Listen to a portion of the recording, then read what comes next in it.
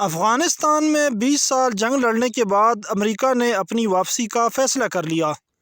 ہزاروں فوجیوں کی ہلاکت اور کھربوں ڈالرز کے اخراجات کے بعد امریکہ اس فیصلے پر مجبور ہو گیا تھا، مگر دوسری طرف افغانستان میں کچھ عجیب سی صورتحال پیدا ہو گئی تھی اور لوگ دوڑ دوڑ کر کابل ایئرپورٹ کی طرف رخ کرنے لگے۔ ہر خاص و عام نے امریکہ کے مال بردار فوجی طیاروں میں امریکہ جانے کے لیے اپنی قسمت آزمائی۔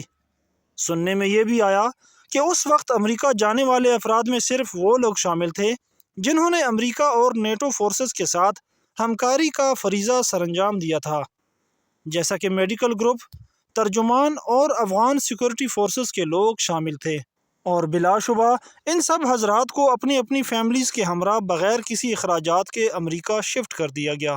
ان سب میں کچھ لوگ ایسے بھی تھے جن کو واقعاً افغان طالبان کی طرف سے ممکنہ خطرات لاحق ہونے کا اندیشہ تھا۔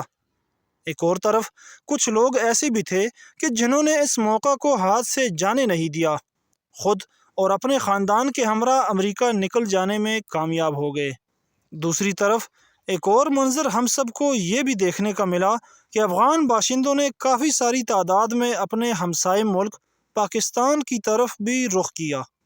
امریکہ کے نکل جانے اور افغان حکومت کو اقتدار سے ہٹا کر طالبان نے ایک مرتبہ پھر سے افغانستان پر اپنا مکمل کنٹرول جما لیا اور باقاعدہ طور پر صحافی برادری کو بلا کر ہر ٹی وی چینل پر افغانستان میں اپنی حکومت قائم کرنے کا اعلان کر دیا۔ دوسری طرف افغان عوام نے بھی طالبان کی افغانستان پر دوبارہ حکومت قائم ہوتے ہی جگہ جگہ طالبان کا بھرپور استقبال کیا۔ طالبان نے ہر شہر اور ہر حکومتی عمارتوں میں اپنے اپنے سپاہی بھیجنے شروع کر دیے۔ طالبان نے ہر ادارے پر وقت حال کام بند کرنے کا حکم دے دیا، اور سب سے پہلے بلا تعطل طالبان نے ملک کے تمام ایئرپورٹس کو اپنے قبضے میں لے لیا۔ امریکہ کے افغانستان سے نکل جانے کے بعد طالبان کے ہاتھ وہ جنگی ساز و سامان ہاتھ آیا کہ جس کا کسی کو گمان بھی نہیں تھا۔ جدید ترین ٹینکس اور میزائل بھی ہاتھ آئے جو کہ امریکی فوج کے زیر استعمال ہوا کرتے تھے۔ اس مالی غنیمت کو طالبان نے عالمی میڈیا کو دکھا کر یہ ثابت کیا کہ کیسے ایک نہتی طالبان فوج نے سپر پاور ملک کو اپنے ہتھیار تک چھوڑ کر بھاگنے پر مجبور کر دیا۔ کچھ عالمی ماہرین کا خیال یہ بھی تھا کہ طالبان کی طرف سے دکھائے گئے امریکی اسلحے کا چوتھائی حصہ ظاہر کیا گیا ہے۔ ان کا خیال یہ ہے کہ حقیقت میں یہ ساز و سامان ظاہر کیے گئے ساز و سامان و اسلحے سے کہیں زیادہ ہے۔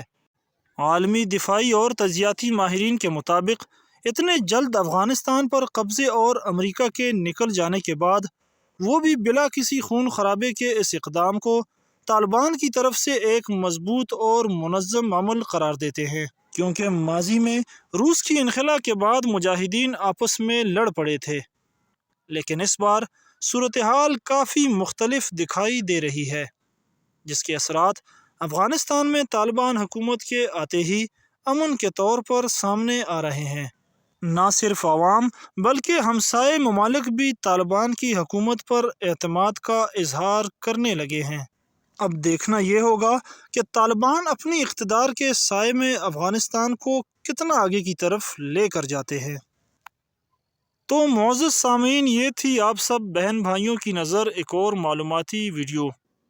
میں پر امید ہوں کہ آپ سب کو یہ ویڈیو ضرور پسند آ گئی ہوگی۔